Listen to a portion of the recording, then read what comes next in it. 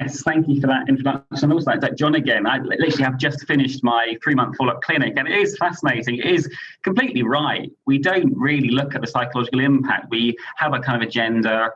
Why? What would we do? And then we discharge them. And actually, I was asking that question about what happens at a year, because we had this conversation yesterday. What form does it take? And nobody really. Only nice have said this, but actually, what happens next is difficult. I've got to work out how to share my screen, isn't it? So if I can do this. Yeah, while you're doing that, I'll carry on chatting. I think you're right. And then I think that when we're designing services, it just is a reminder to make them patient-centered, isn't it?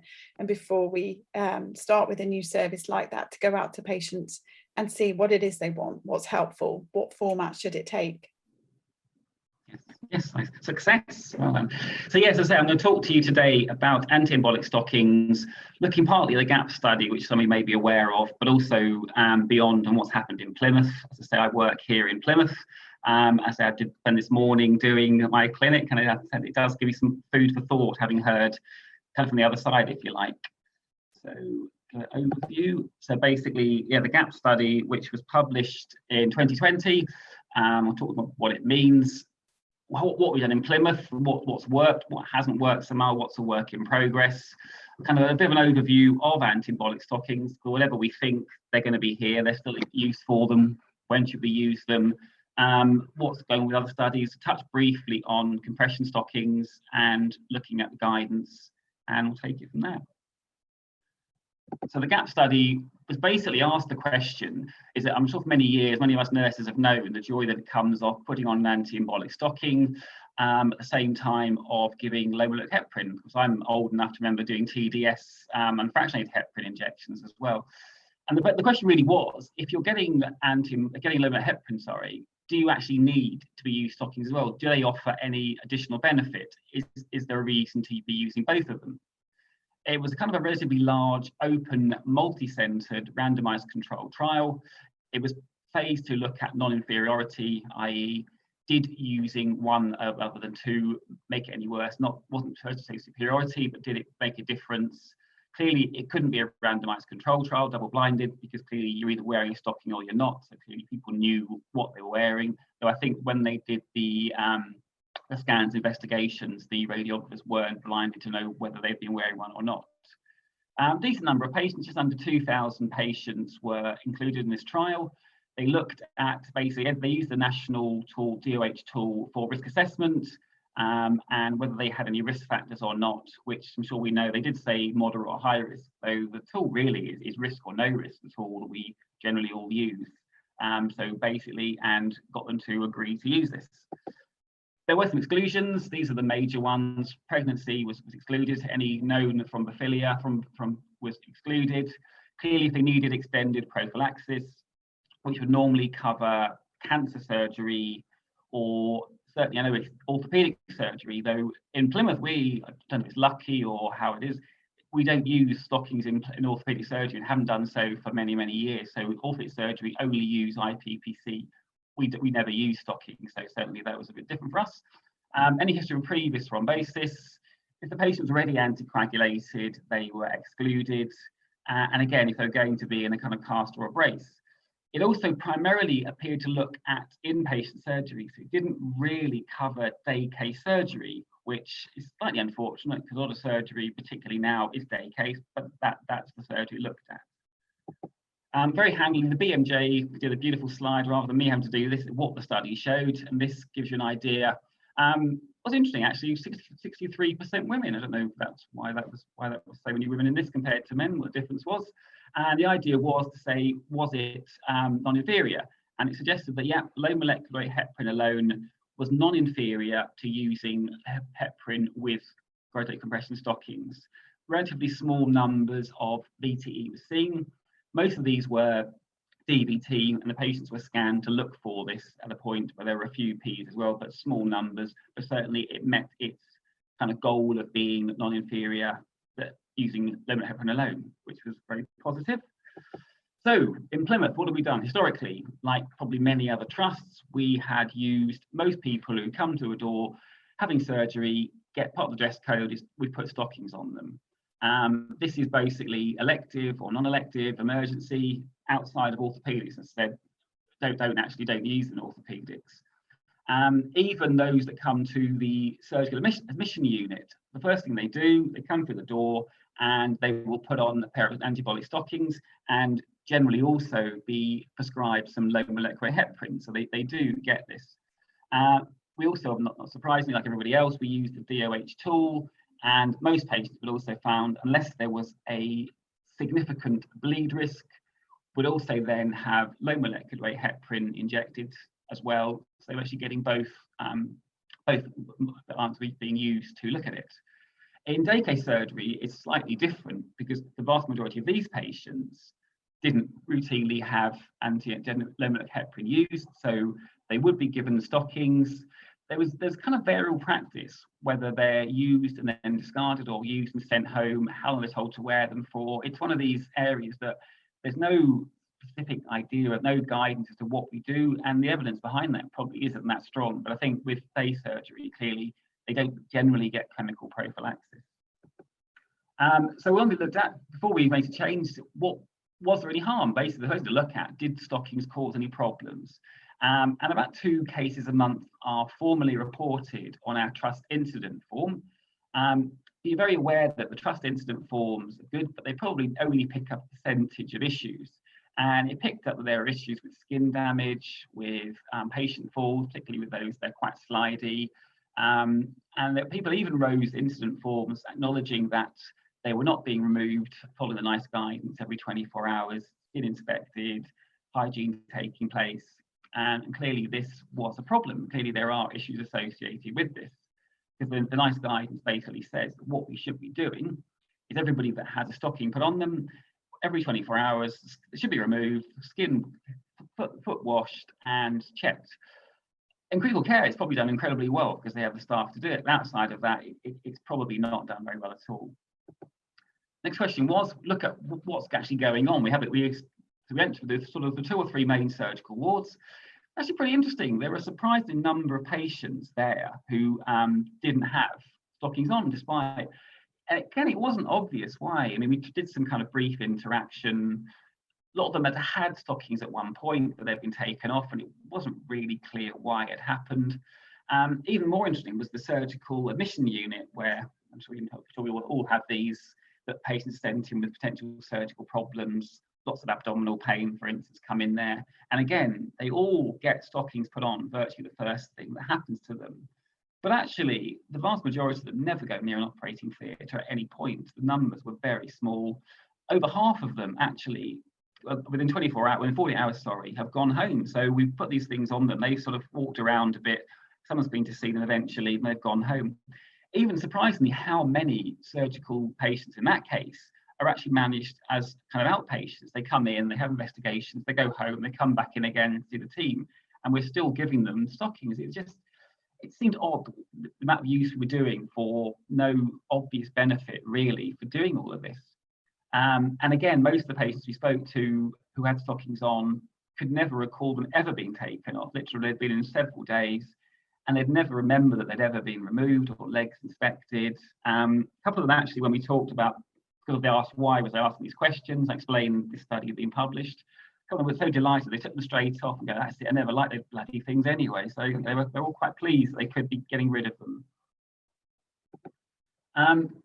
The cost it's not a cheap product. The cost is estimated from the study. They were talking about £63 million a year is spent on these. In Plymouth, it's about £70,000. Now, clearly, what we're not going to do is change the cost completely. There will always be a need for stockings. Some patients are going to need this. There will be patients with bleed risk will still need it. But certainly, what we would hope to show by adopting a change that we could reduce the cost of this, the number of patients that required antibiotic stockings. I did try to find if there's any legal costs, because we acknowledge we've picked up that there are a number of patients who had issues associated with this, but actually I couldn't find any data. It's always difficult with litigation to find any data on what's happened, particularly on something quite specialised. So the plan was going to be kind of pretty much following what GAPS has said, that actually anybody that comes to hospital under surgery, whether they're emergency, elective, then what we would do, we would risk assess, can they have chemical prophylaxis? if they could, then we wouldn't be putting stockings on them, because there was no additional benefit occurred with this, and there is some suggestion there can be harm associated with this. Unfortunately, as I said before, the problem is with day case surgery, which also forms the vast majority of our surgery. There isn't the great evidence to support that. I know in Salisbury, for instance, about sort of 7 or 8 years ago, they pretty much stopped using it on everybody, and again, it made no real difference. But I think we kind of took the view we should start slowly. So if we start with this patient group, and down the line, if we can prove this makes no difference, then maybe address that, I think, rather than trying to do everything all in one go. And obviously the way we would obviously monitor this, clearly we've collected data since 2010 on all cases of thrombosis, particularly any associated with surgery. So we would have a pretty good idea if this caused a problem, if we saw a sudden increase in the number of VT events in surgery, then clearly what we would do would make a change to policy, look at it again. But that was the plan. But we have a baseline figure, so we know what we're aiming against. I don't know if anyone's ever tried to make a hospital-wide change. There are parts of it, and you just think it's not worth it. You do have to go through a lot of steps, a lot of hoops to get kind of change in place. The first one, not surprisingly, was the Thrombosis Committee. Of course, chairing that myself made that a bit more straightforward to get that through, and they were supportive that we could do this and on to the next stage. I don't know if you have similar things. We have a clinical effectiveness group, and they look at the new guidance, new policies, new research. And again, a lot of the surgeons were actually very keen, and there was consensus was a lot of them didn't really have great faith they were doing anything anyway. So it was again without too much difficulty, with obviously ensuring that we were doing kind of appropriate audit to make sure this had an effect. Surgical care group, again, going down to the area that's going to take this on board, looking at different specialities. Some more than others. There's particularly some, for instance, urology, that have much more concerns around bleeding, will probably still have a huge usage. We also do a lot of neurosurgery in Plymouth, and again, particularly when they first come to us, there'll probably be a lot of them will still need it, which we accept, but there will be some of the more colorectal, general surgery. We could look to make these changes. The next question was literally going around talking to the matrons, the ward managers, the staff, and just trying to kind of put forward why we're doing this. And I think, again, I'm sure many of us know the delight with not having to take stockings off and fit them. They were certainly quite supportive that if we could reduce the use, this was seen as a positive thing. We launched this, let's just say, over a year ago. Unfortunately, as I'm sure we all know, that kind of coincided with us going into a second lockdown. So it did make it a little bit difficult. One of the things that's probably still ongoing now is that we are doing far less surgery than we had used to do. There's a lot less being carried out. So we aren't seeing the same patient numbers that we once did. There's a lot less of it, a lot of the surgery being taken place. So you have to, any reduction in VT events in surgery has to also look at, is that just because there is less surgery? So of course there's less VTE. It also meant staff redeployment, not least of which, again, I had to go and work for sort of a month in critical care, which kind of, so I wasn't there to drive this forward when we wanted to launch it. So it's been a bit of a kind of mixed bag where we are, particularly at that point. The positive part was the SAU, Surgical Admissions Unit, were pretty good because it was much more straightforward. Patients come in, can they have chemical prophylaxis? Yes, don't need stockings. They've done pretty well. And even the patients that go from there to have surgery, acknowledging they're still quite small numbers, they again, pretty good job. Not quite so well with elective surgery.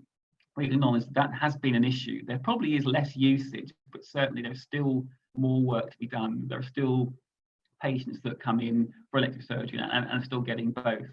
One of the issues, of course, is around when they go to their pre-op assessment. One of the things that actually happens there is they actually measure the patient for the stockings at that point. So they're ready to go. They come in on the day of surgery, and they're often just put on straight away. And clearly a lot of those will be day surgery, but certainly not all of them. So yeah, it is still work in progress. And as I said before, the day case is an issue. I'm not entirely sure how we're going to resolve that one. There have been some benefits. It hasn't been all negative. We have definitely spent much less money on antibiotic stockings. There has been a significant cost reduction. And ultimately everything comes back to money in the end. We know that As we always attemptedly told, there is no money, so we are spending less on them, which is positive. There has been some compliance, particularly in the emergency patients. We've done a really good job. There are definitely using less of this. We haven't really seen that there haven't been many hospital-acquired VTE events. Again, it's kind of complicated by the fact that a lot of our surgery now, particularly if it's not day case, is being outsourced as well. We try to keep a kind of figure what's going on, what are they up to, even to sort of private hospitals that are doing a lot of our surgery. But it is an issue, it is a problem, unfortunately. We are very aware that we don't collect that data perhaps as well as we would, but we are seeing less. But I say it is difficult, and I think there's more long-term data needed because there is just less surgery going on. We know what the waiting lists are like. Looking at the incident forms, there certainly have been less of them. It's always difficult to know how useful a barometer that is, because I think we all know that not everything that's an incident gets reported, but I think it gives you a pretty good idea that if we're now seeing less of them, that there's probably less problems being seen in that kind of scenario. So I think it has been positive. From the old school report, where we could do better, there's definitely some variable compliance around patients that do need them, because clearly we acknowledge that there will always be patients that will need antibiotic stockings. Actually, slightly off topic, but one of the areas that we are really aware that's probably a huge problem is in medical patients who are contraindicated chemical prophylaxis are probably not getting mechanical where they probably should be. And we are very aware that this is an issue. And the same with some of the surgical patients. Those that definitely need it and have had it fitted. Again, you're still not sure how compliant we are in terms of, are we doing what we should be doing? Are we following the national guidance? Probably still an overuse in elective patients for this. Interesting, one of the things, my critical care experience, which was my background, they use a lot of stockings there. I did kind of point this out, so their response was it didn't apply to critical care patients, which is probably true of most studies.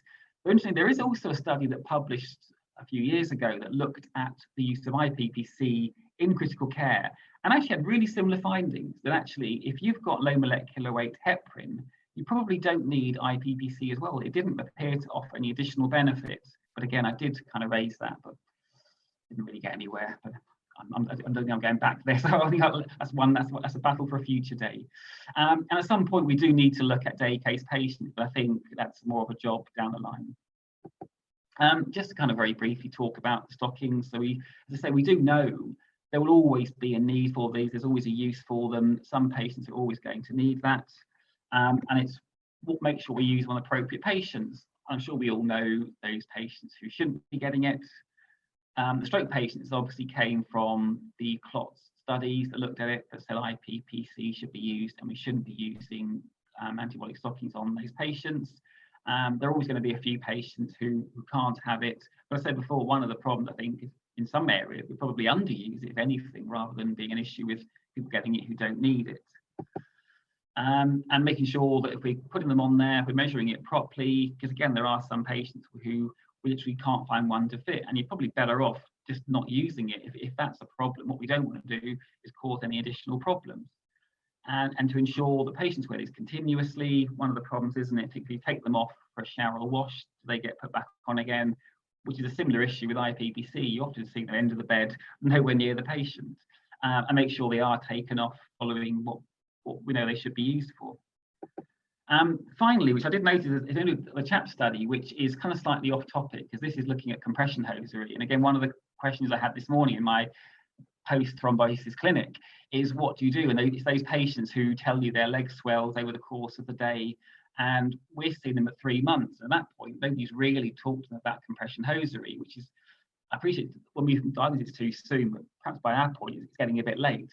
But actually what the study looks at is there a difference? So basically, if we're comparing using compression stocking to anticoagulation alone, does it make a difference in terms of the risk of post-thrombotic syndrome? I did notice on Monday afternoon, there's another talk on this. Anybody wants much more study than I'm going to give on CHAPS, there's a talk on that already. So tune in there, because I certainly will be, because hopefully we'll answer the questions that the SOC study didn't answer.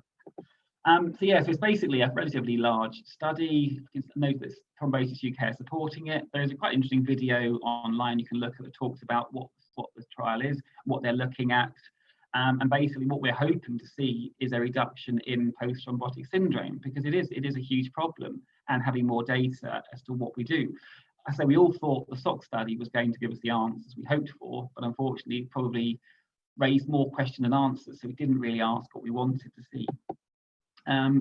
Finally, what we do. So the first thing, anybody making hospital-wide change, it's a blooming nightmare because it's so difficult. The number of gaps you have to go through, the hurdles, and there are times you just think, is this really worth it? Just keep using them. So it's not, because you are doing this ultimately. It's patient safety and it's cost saving. I guess personally, I think it's one of the reasons why there was so much interest in pushing it, because it was saving money. Because a lot of stuff that's almost the priority, sadly. There's still a use for these patients. There's still a use for this product, so we definitely do still need to use them. And there are, as I say, there probably is in medicine, probably an underuse if anything. And what we're hoping is that perhaps the CHAPS study will give us some of the answers that we thought SOCs would, and then what do you do going forward, and when do we start putting this on these patients who've had DVT? Well, thank you for your time. This was new, probably not this summer. I mean, we travelled down to Cornwall this summer, which I know our host did. It's probably a lot busier then than it is now. This was Newquay, a much nicer time of the year. There's nobody around and the sun was shining. But thank you for your time, and I'll stop talking now. Thanks very much, Hugh. Yeah, it was a lot busier than that. We've got lots of questions coming in, if that's okay, to start putting some to you. A couple of questions about stockings in day surgery. Firstly, do day surgery patients with low risk of VT need stockings at all? And how long do patients need to wear stockings for after day surgery? Yeah, so the interesting thing, there's not a lot of data, but I know Salisbury I think it was 8 years ago, they literally stopped. Nobody has stockings unless they are bleed risk. But day case, they don't use them, and they said it made no difference. There probably are some high risk patients. It probably would be an idea to wear them until they're kind of mobile again. But for most people, probably not. But we're not brave. We haven't made that decision yet. I think we kind of wanted to get this in place before we start anything else. But I personally don't think for most patients we need it. No, I agree with you. Somebody's asked for hip and knee replacement surgery. How long should patients wear stockings after discharge? Yeah, I can't really answer that because we don't use them. We only use IPPC and chemical prophylaxis. We don't use any stockings on orthopedics. So yeah, I don't know the honest answer. Sorry. Yeah, I think the general rule for all patients, though, isn't it, is until normal mobility is restored. Yeah. We know that stockings aren't really effective on patients who are mobile. And also I think that if you are going to send your patients home with stockings, it's just so important to assess them before they're discharged to make sure that it's going to be safe. Can they take the stocking on and off independently? Do they know that they should take it off and wash their legs? Not just wear it continuously. Yeah. We've all heard horror stories, haven't we? Some other questions we've got on the Q&A. Should stockings be prescribed for inpatients and on discharge? It's interesting because they're not a prescribable item. So in theory, they don't need to be prescribed, but in practically, I think, would you want to? We've recently, over the last year, gone over to electronic prescribing, and certainly part of that is they are prescribed. They do seem to prescribe them, because I guess it's that. Because I don't think there'd be a lot of people would be keen to put them on them without them being prescribed. Whereas normally they don't need to be. Generally, they do seem to be. Yeah, I agree. I think it's not a necessity, but it just helps with the governance around stockings, doesn't it? Somebody's asked, why do orthopedic patients at your trust not wear stockings? I don't know, because they use intermittent pneumatic compression and they use chemical prophylaxis, but they haven't. I mean, since I've been in post, they haven't done so. I don't know what the rationale is, but we certainly. I mean, we can't compare data pre and post because we never use them, but we certainly don't see huge numbers compared to what we see nationally, so we don't see it. I just that was the decision taken. No, I don't know. It's historic. It certainly isn't anything new. It's been a long time. But always IPPC is great.